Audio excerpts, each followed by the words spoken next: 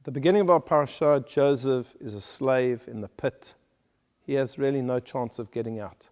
And in a few verses' time, he's picked out of the pit, he's brought before Pharaoh, he interprets Pharaoh's dream, and he becomes the viceroy, second in command of the entire country, of the entire region. He has wealth, he has power, he has absolutely everything.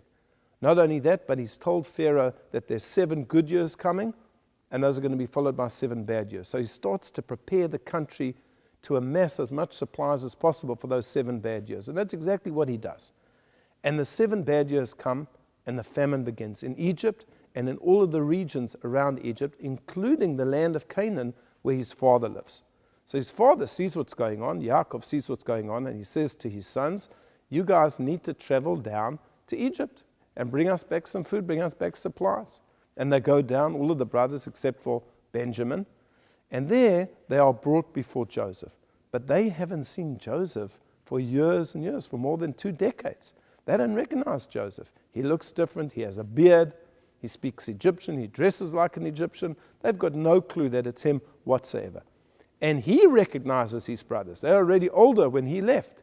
And he decides, this is my opportunity now. This is my opportunity to test them, to see whether they have done repentance for the fact that they sold me into slavery.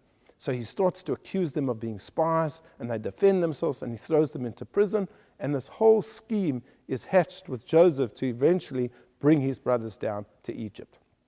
Now, there is something quite incredible that strikes me when one reads a story.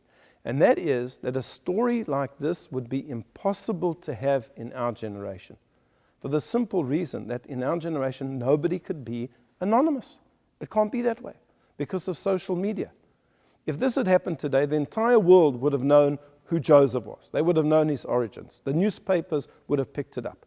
Here, there's a young, handsome Hebrew slave, and he's come to Egypt, and now he's been appointed the viceroy, and people would have put it on their Twitter account, on their Facebook page, and they would have put photographs. Jacob would have found out about it, and the whole story would have been finished. It could never have happened in our generation. It could only have happened because Joseph could have remained anonymous.